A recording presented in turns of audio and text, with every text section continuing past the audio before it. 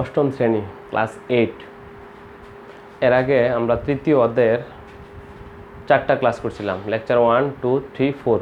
4টা ক্লাসে তৃতীয় অধ্যায় পাটিগণিতের মোটামুটি ইম্পর্টেন্ট যে অঙ্কগুলো আলোচনা করেছিলাম, বাকি অঙ্কগুলো দেখলে নিজেরা মোটামুটি পারার কথা, পারার কথা।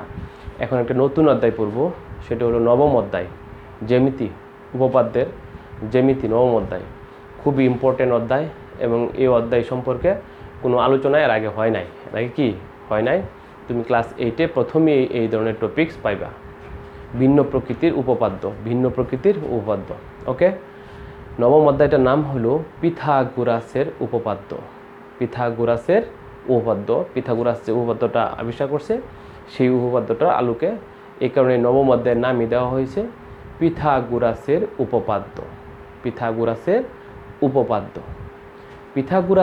উপপাদ্য প্রমাণের কয়েকটা নিয়মই তোমাদের বইয়ে দেওয়া আছে, 3টা নিয়মই দেওয়া আছে।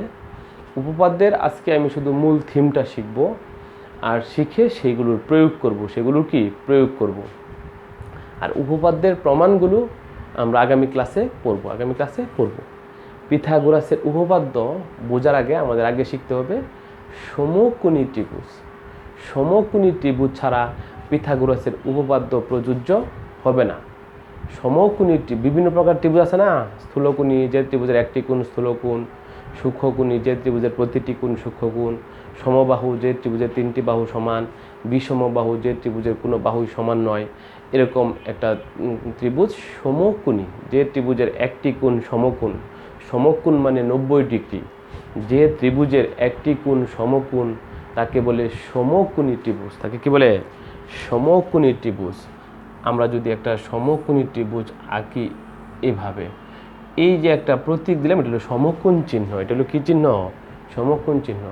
তুমি যখনই কোনো সমকোণী ত্রিভুজ আঁকার পরে এরকম চিহ্ন দিয়ে দিবা, তার মানে বোঝা যাবে এটা সমকোণ। এটা কি সমকোণ? যখনই কোনো সমকোণী ত্রিভুজ আঁকবা তখনই সাথে সাথে এরকম চিহ্ন দিয়ে দিবা। এই চিহ্ন দিলে এটা কি বোঝা গেল? সমকোণী ত্রিভুজ। আর যে চিহ্নটা তুমি না দেও, তাহলে বলতে হবে যে এটা সমকোণী ত্রিভুজ, অমুক ত্রিভুজটা অমুক, ওই কোণটা সমকোণ। আর এখন মুখে যদি তুমি নাও বলো, তাহলে চিত্র দেখেই বলতে পারবো এটা সমকোণী ত্রিভুজ, কারণ দেখাই যাচ্ছে বিকোণটা সমকোণ। বিকোণটা কি? সমকোণ। যে ত্রিভুজের একটি কোণ সমকোণ তাকে বলে সমকোণী ত্রিভুজ। এই এবিসি ত্রিভুজে বিকোণটা সমকোণ, তাই এটা একটা সমকোণী ত্রিভুজ। আর 2টা কোণ আছে, এক কোণ এবং সি কোণ। একটি কোণ যে বিকোণ সমকোণ হলো, তাহলে এক কোণ এবং সি কোণ তারা হবে সূক্ষ্মকোণ। তারা কি হবে? সূক্ষ্মকোণ। একটা ত্রিভুজের 3 কোণের সমষ্টি কত? 180 ডিগ্রি। এক কোণ বিকোণ সি কোণ 3 কোণের সমষ্টি 180 ডিগ্রি। যেহেতু বিকোণটা 90, চিত্রে দেখা যাচ্ছে বিকোণটা 90, তাহলে এক কোণ এবং সি কোণ মিলে বা এক কোণ এবং সি কোণের সমষ্টি কত হবে? 90 হবে। কত হবে? 90 হবে। তাহলে বলা যায় এক কোণ এবং সি কোণের সমষ্টি 90। দুটি কোণের সমষ্টি 90 হলে তারা পরস্পর পূরক কোণ। পূরক কোণ। আর দুটি কোণের সমষ্টি 180 ডিগ্রি হলে তারা পরস্পর সম্পূরক কোণ। আমরা পড়ছিলাম না? তাহলে একটা জিনিস শিখলাম, সমকোণী ত্রিভুজে একটি কোণ সমকোণ, আর যে 2টা কোণ আছে তারা কেমন? তারা সূক্ষ্মকোণ। এবং ওই সূক্ষ্মকোণ 2টা মিললে কত? 90। তাহলে বলা যায় সমকোণী ত্রিভুজে সূক্ষ্মকোণদ্বয়ের সমষ্টি 90, আর একটি একাই 90। তাহলে বলা যায় সমকোণী ত্রিভুজে সূক্ষ্মকোণ 2টা পরস্পর পূরক কোণ। বুঝে? সূক্ষ্মকোণ 2টা মিললে যে 90, তাহলে বলা যায় সমকোণী ত্রিভুজে সূক্ষ্মকোণ 2টা পরস্পর পূরক কোণ। সূক্ষ্মকোণ 2টা কি? পূরক কোণ। আমরা একটা জিনিস শিখলাম, সমকোণী ত্রিভুজের একটি কোণ সমকোণ। একটি কোণ কি? সমকোণ। একটি কোণ সমকোণ, আর অপর 2টা কোণ সূক্ষ্মকোণ। আর সূক্ষ্মকোণ দ্বয় পরস্পর পূরক কোণ, মানে সূক্ষ্মকোণ দ্বয়ের সমষ্টি 90। আর ত্রিভুজের 3 কোণের সমষ্টি তো 180 জানাই আছে। এই এবিসি ত্রিভুজে এক কোণের বিপরীত বাহু বিসি, বি কোণের বিপরীত বাহু এসি, কোণের বিপরীত পাশে যে বাহুটা থাকে সি কোণের বিপরীত বাহু এবি। আবার বলি, এবিসি ত্রিভুজে এক কোণের বিপরীত বাহু, চিত্রে খেয়াল করো, এবিসি ত্রিভুজে এক কোণের বিপরীত বাহু বিসি, বি কোণের বিপরীত বাহু এসি, সি কোণের বিপরীত বাহু এবি। উল্টায় কথাগুলো বলি, এসি বাহুর বিপরীত কোণ বি, এবি বাহুর বিপরীত কোণ সি, বিসি বাহুর বিপরীত কোণ এ, বিসি বাহুর বিপরীত কোণ এ। আমরা যে কোনো ত্রিভুজে কোণের বিপরীত বাহু চিনলাম, বাহুর বিপরীত কোণ চিনলাম। ত্রিভুজে কোণ তিনটা, তার বিপরীত বাহু তিনটা, ত্রিভুজের বাহু তিনটা, তার বিপরীত কোণও তিনটা। আমরা ত্রিভুজে যে কোনো ত্রিভুজে কোণের বিপরীত বাহু চিনলাম, বাহুর বিপরীত কোণ চিনলাম। ক্লিয়ার? তাকাও, এই এবিসি সমকোণী ত্রিভুজে বিকোণটা 90, বিকোণ 90 বলেই তো ত্রিভুজটি সমকোণী হয়েছে। ওকে, এই যে সমকোণের বিপরীত বাহুটা, সমকোণের বিপরীত বাহুটা এসি, সমকোণের বিপরীত বাহুটা কি এসি, তাকে বলে অতিভুজ, তাকে বলে অতিভুজ। সমকোণী ত্রিভুজে সমকোণের বিপরীত বাহুকে অতিভুজ বলে।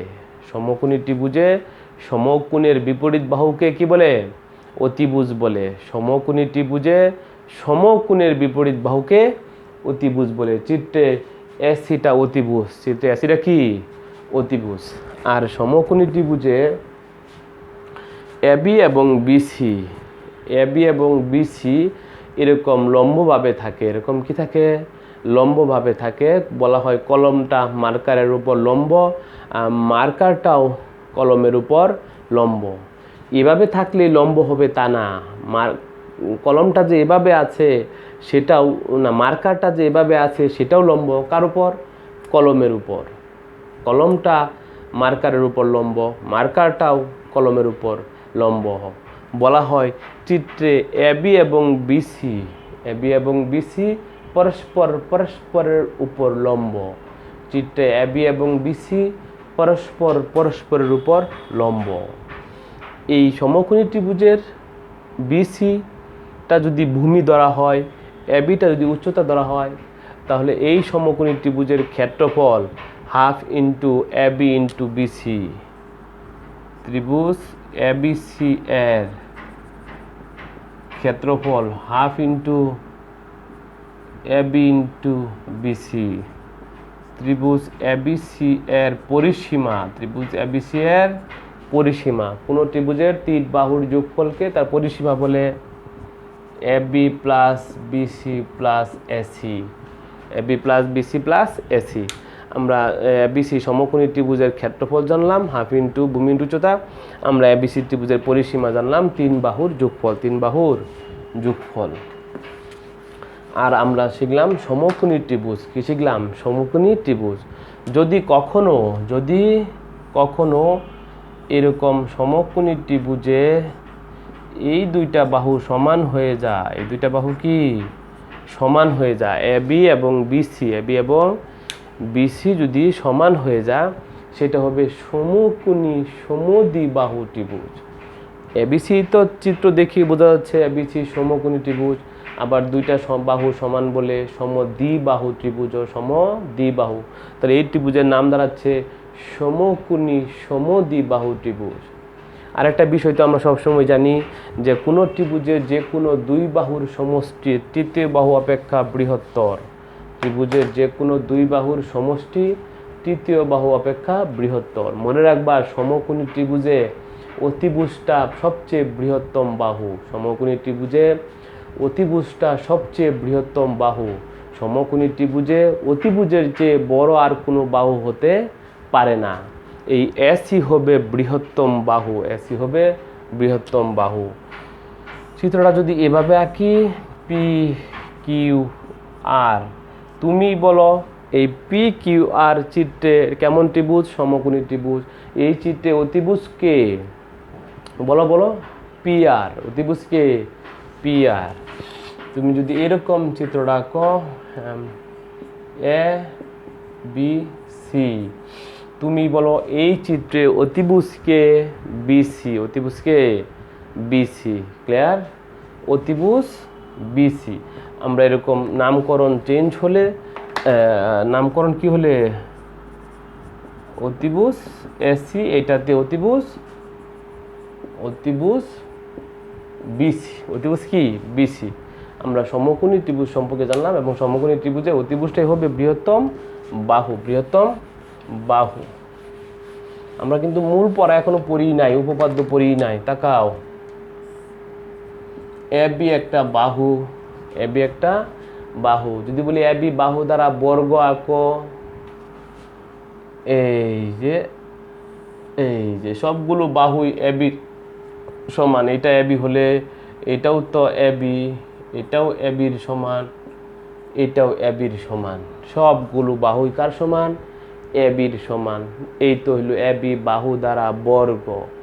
আবার আমরা জানি বর্গের ক্ষেত্রফল কি? বাহু স্কোয়ার। তাহলে এই বর্গের ক্ষেত্রফল এবি স্কোয়ার। খেয়াল করো, একটা বিষয় বোঝাচ্ছি। এবি একটা বাহু নিলাম, এই এবি বাহু দ্বারা যদি বর্গ তৈরি করো, এরকম বর্গ হবে যার প্রতিবাহু হবে এবি এর সমান। আমরা জানি বর্গের ক্ষেত্রফল বাহু স্কোয়ার। তাহলে এবি, এই বাহু দ্বারা বর্গের হয়েছে, এই বর্গের ক্ষেত্রফল এবি স্কোয়ার। বর্গের ক্ষেত্রফল কি? AB square. বর্গের ক্ষেত্রফল বাহু square, that means AB square. আমরা কোনো বাহু দ্বারা বর্গ অঙ্কন করা শিখলাম এবং ওই বর্গের ক্ষেত্রফল যে বাহু স্কোয়ার তাও বুঝে গেলাম। ওই বর্গের ক্ষেত্রফল যে বাহু স্কোয়ার সেটাও বুঝে গেলাম। তাকাও,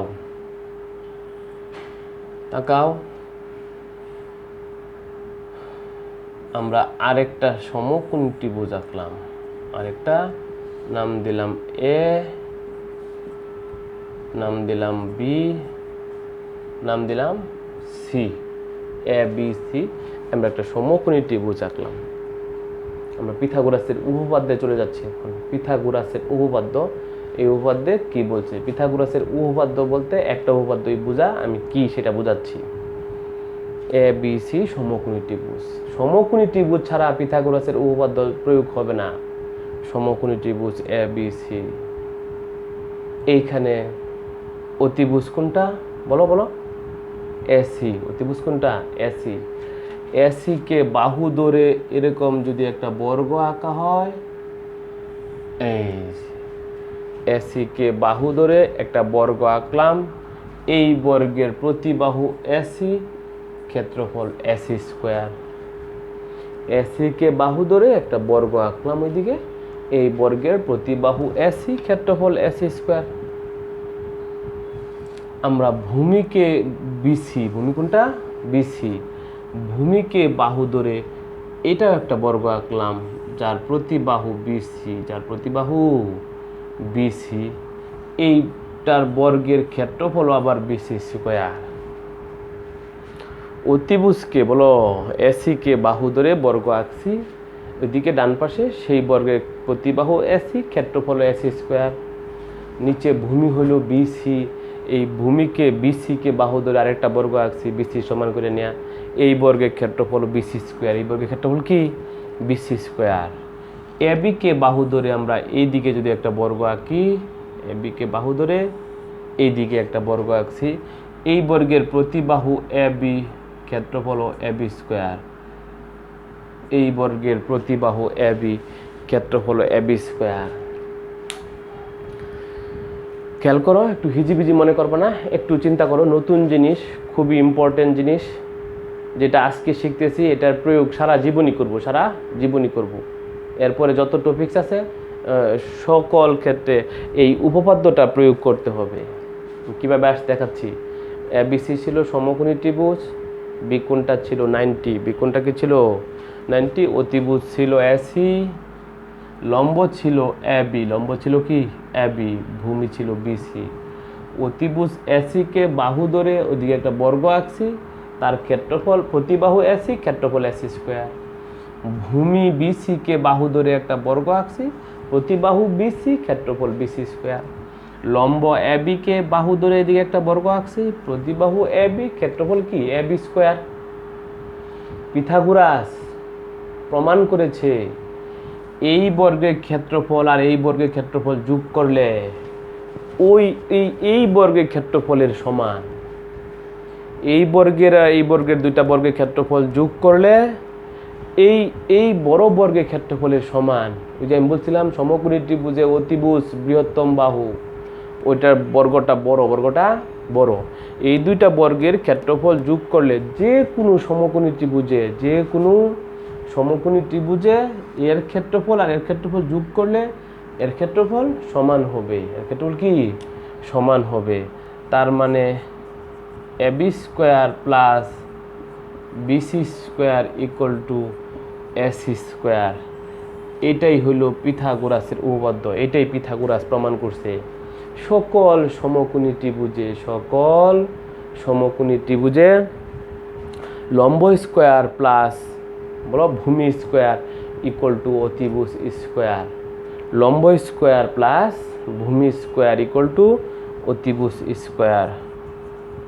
লম্ব স্কোয়ার প্লাস ভূমি স্কোয়ার ইকুয়াল টু অতিভুজ স্কোয়ার।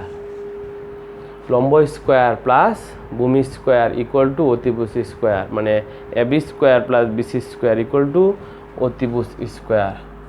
এরকম যদি সমকোণী ত্রিভুজ হয় PQR, তা লম্বকে PQ, তাহলে PQ স্কোয়ার প্লাস ভূমিকে QR স্কোয়ার ইকুয়াল টু অতিভুজকে PR স্কোয়ার। যে কোনো ত্রিভুজে এভাবে আমরা লিখতে পারবো, এর উল্টাপাল্টা লিখলে হবে না। অতিভুজটা থাকবে এক পাশে, এক পাশে স্কোয়ার হবে, আর লম্ব ভূমি দুইটা সংযুক্ত হবে এক পাশে। তুমি যদি এইভাবে লিখো, আগে অতিভুজ লেখো, লম্ব ভূমি স্কোয়ার, পরে লেখো, আমি দেখাচ্ছি,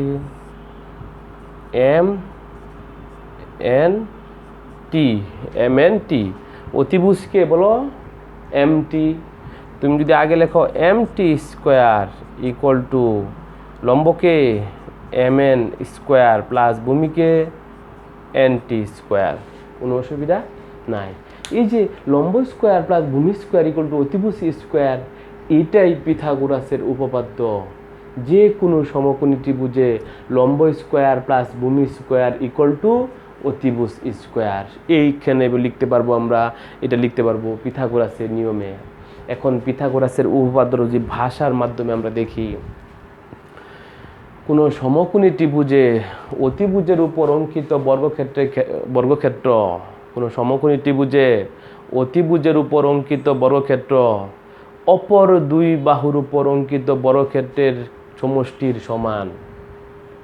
কোনো সমকোণী ত্রিভুজে অতিভুজের উপর অঙ্কিত বর্গক্ষেত্রের ক্ষেত্রফল, মানে অতিভুজের উপর বর্গ আঁকলে তার ক্ষেত্রফল যত হবে, লম্বের উপর বর্গ আঁকলে এবং ভূমির উপর বর্গ আঁকলে তাদের ক্ষেত্রফলের সমষ্টি নিলে তার সাথে কেমন হবে?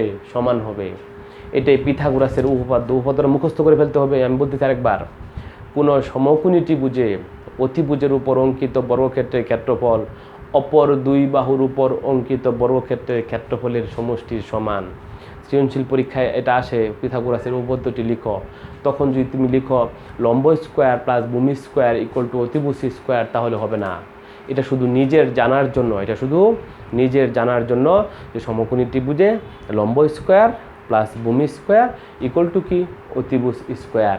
কিন্তু উপপাদ্যটার ভাষাটা হলো এভাবে, কোনো সমকোণী ত্রিভুজে অতিভুজের উপর অঙ্কিত বর্গক্ষেত্রের ক্ষেত্রফল অপর দুই বাহুর উপর অঙ্কিত বর্গক্ষেত্রের ক্ষেত্রফলের সমষ্টির সমান। উপপাদ্যটা বই দেখে মুখস্থ করে ফেলবা, আর আমরা বুঝে গেলাম এটা লম্ব স্কোয়ার প্লাস ভূমি স্কোয়ার ইকুয়াল টু অতিভুজ স্কোয়ার।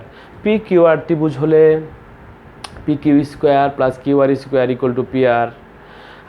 MNT ত্রিভুজ হলে MT square equal two MN square equal two plus NT square. মনে রাখবা, অতিভুজ স্কোয়ারটা থাকবে সে এক পাশে, আর লম্ব ভূমিটা থাকবে এক পাশে। কারণ আগে পরে কোনো সমস্যা নাই, অতিভুজ সে থাকবে এক পাশে, লম্ব ভূমি তারা থাকবে এক পাশে। ক্লিয়ার? এই হলো পিথাগোরাসের উপপাদ্য। এটা কিভাবে আসে, কি প্রমাণ আমাদের বইয়ে আছে, আমাদের শিখতে হবে, পরবর্তী ক্লাসে আমি পড়বো। এখন এটার কিছু প্রয়োগ দেখো, এটা কিছু কি দেখো, প্রয়োগ দেখো, এটার কিছু কি দেখো, প্রয়োগ দেখো।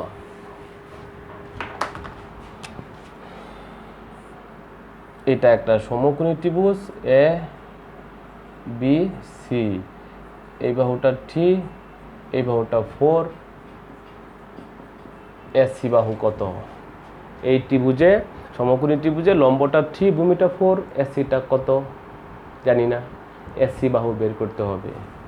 ত্রিভুজ এ বি সি এ কোণ বি কত 90, সুতরাং এরকম একটা কোণ 90 হলে আমরা কি লিখতে পারি, অতিভুজ স্কোয়ার ইকুয়াল টু লম্ব স্কোয়ার প্লাস ভূমি স্কোয়ার। অতিভুজটা প্রয়োজন তো, তাই অতিভুজ স্কোয়ারটা আগে লিখছি, লম্ব ভূমি স্কোয়ারটা পরে লিখছি। কখনো লম্ব ভূমি স্কোয়ারটা আগে লিখবো, অতিভুজটা পরে লিখবো, কোনো সমস্যা নেই।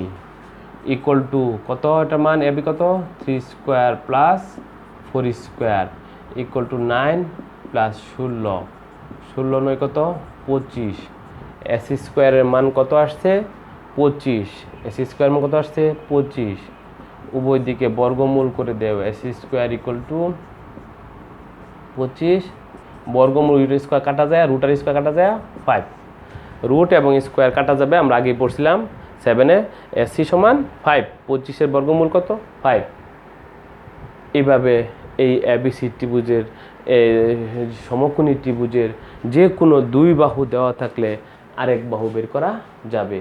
আমরা যদি এবিসি ত্রিভুজের পরিসীমা বের করতে চাই, এবিসি ত্রিভুজের পরিসীমা, ত্রিভুজ এবিসি এর পরিসীমা যোগ করতে হবে না, একটা বাহু 3 আর একটা বাহু 4 আর একটা কত পাইলাম 5, 5 4 9 3 12, পরিসীমা কত বাহু। আমরা যদি ত্রিভুজ এবিসি এর ক্ষেত্রফল বের করতে চাই, হাফ ইন্টু ভূমি ইন্টু উচ্চতা, 3 4 12, 2 দিয়ে ভাগ করলে 6।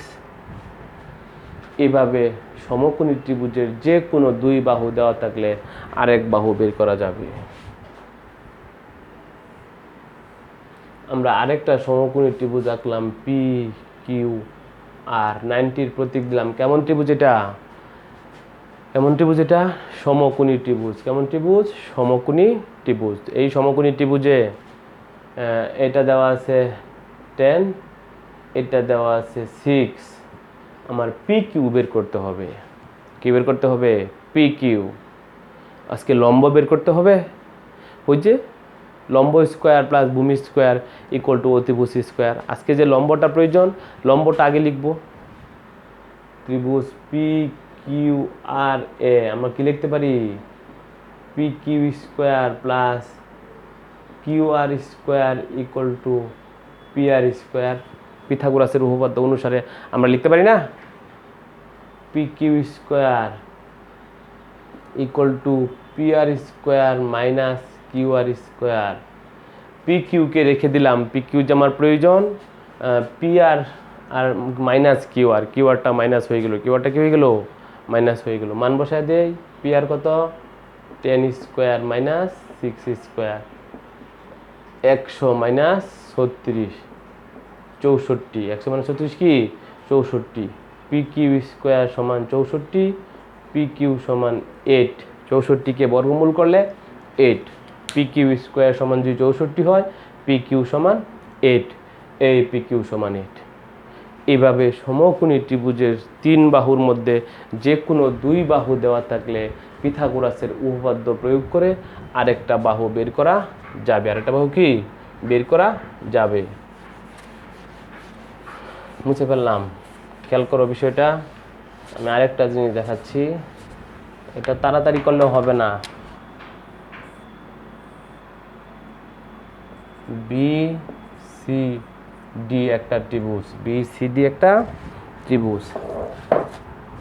এই ত্রিভুজে মনে করো এটা দেওয়া আছে 15, এটা 17, বিসি হোয়াট, বিসি কত হোয়াট, বিসি বাহু বের করতে হবে। বিসি বাহু কি করতে হবে, বের করতে হবে। তাহলে আমাদের কি করতে হবে, ওই যে এই বিসিডি ত্রিভুজে লম্ব আছে 15, অতিভুজ আছে 17, ভূমিটা বের করতে হবে। তাহলে ভূমিটা আগে লিখতে হবে, লম্ব স্কোয়ার প্লাস ভূমি স্কোয়ার ইকুয়াল টু অতিভুজটা পরে লিখবো।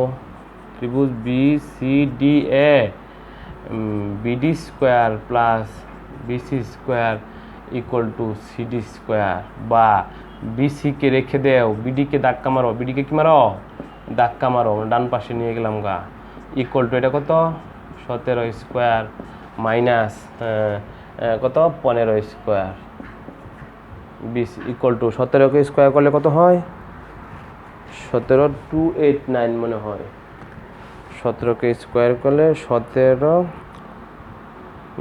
ইন্টু 17 হ্যাঁ 289 মাইনাস 15 15 225 15 15 কত 225 বিয়োগ করলে থাকে 64 বিসি স্কোয়ার ইকুয়াল টু কত পাইলাম 64 বিসি সমান 8 বিসি সমান 8 বর্গমূল করলে আমরা দেখলাম সমকোণী ত্রিভুজে যে কোনো তিন বাহুর মধ্যে যে কোনো দুই বাহু দেওয়া থাকলে আরেকটা বাহু কিভাবে বের করতে হয় একটা বাহু কিভাবে বের করতে হয় তাকাও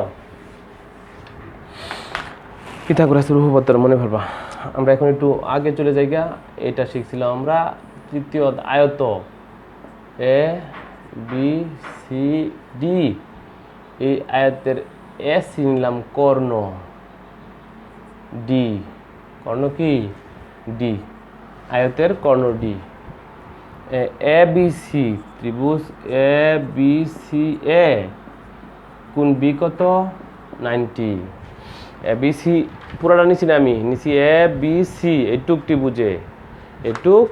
ত্রিভুজে ওটা লাগবে না এ বি সি ত্রিভুজে লম্ব কত এ বি ভূমি কত বি সি অতিভুজ এসি পিথাগোরাসের উপপাদ্য প্রয়োগ করতে পারবো তাহলে আমি লিখতে পারি এসি স্কোয়ার ইকুয়াল টু মানে অতিভুজ স্কোয়ার ইকুয়াল টু লম্ব স্কোয়ার প্লাস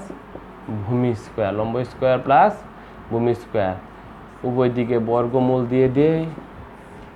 দিকে বর্গমূল দিয়ে দিলাম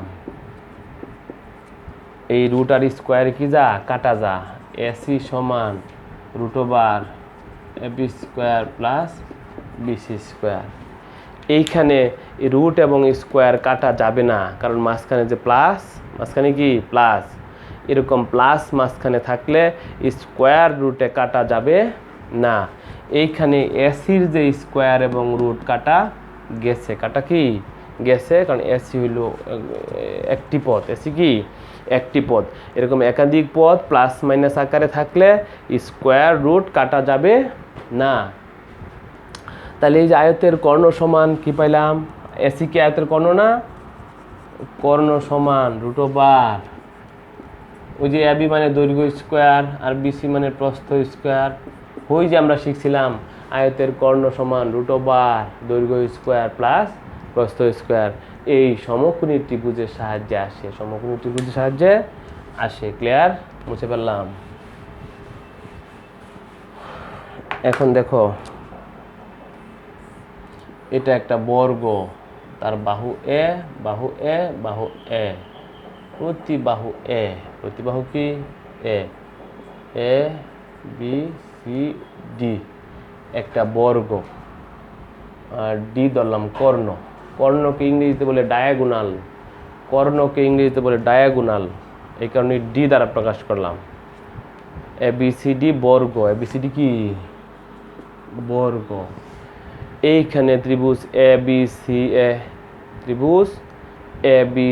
এ বি কোণটা 90 এসিটা অতিভুজ এসিটা কি অতিভুজ আমরা লিখতে পারি এসি স্কোয়ার ত্রিভুজ আগে লিখেন ত্রিভুজ A B C A B কোণটা 90 সুতরাং AC square equal to A B square plus BC square বা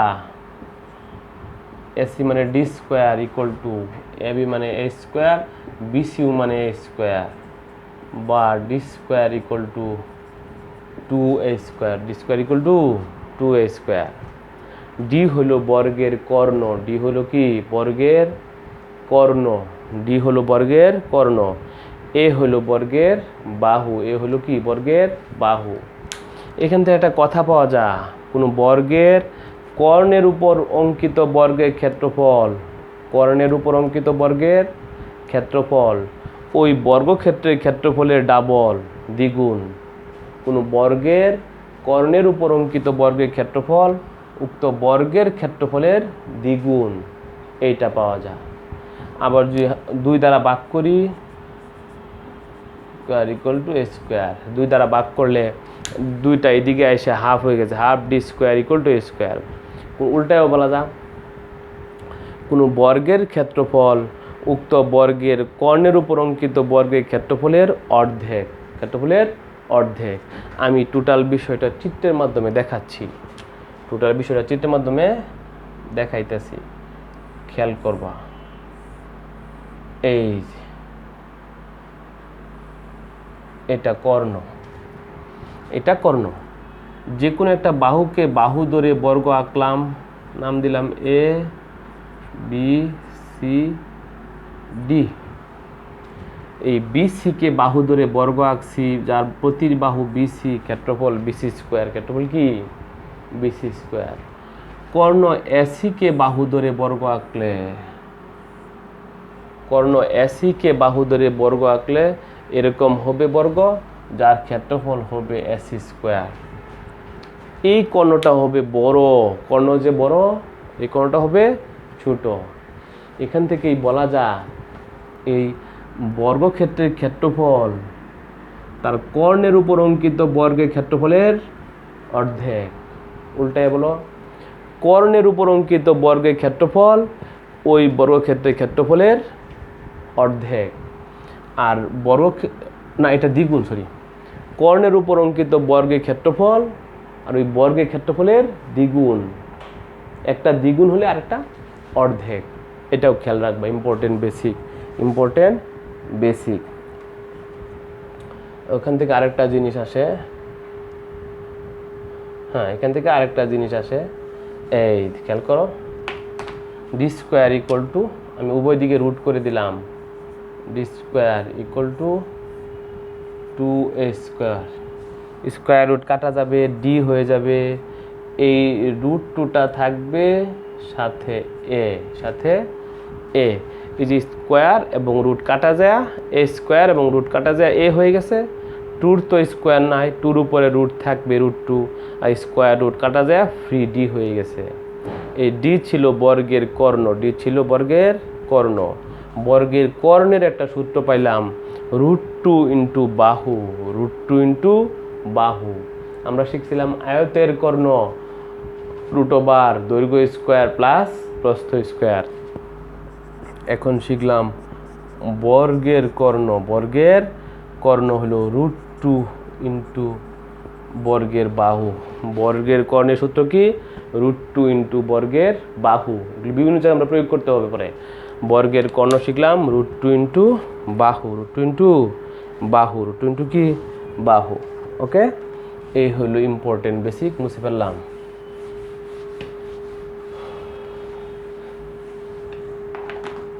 এখন দেখো প্লিজ, আমি কতগুলো বাড়ি কাজ দিচ্ছি।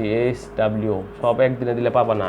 HW ত্রিভুজ এ বি সি এ, কোণ বি 90, কোণ বি কত 90, এবি 3, বিসি 4,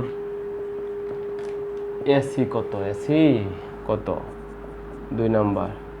ত্রিভুজ পি কিউ আর এ, কোণ কিউ 90, কিউ কোণটা 90, পি কিউ সমান 6, কিউ পি আর সমান 8, কিউ আর সমান কত, কিউ আর সমান কত, পিথাগোরাসের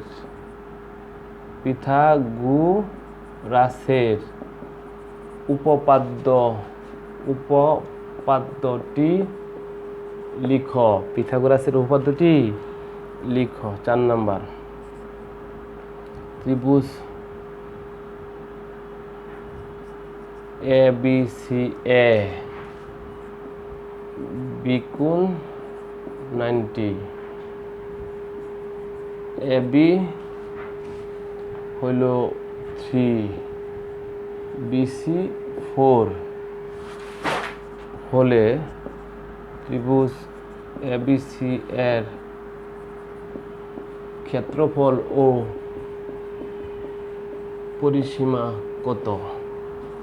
5 নাম্বার ক্ষেত্রফল ও পরিসীমা কত, এটা। হ্যাঁ, এখন ত্রিভুজ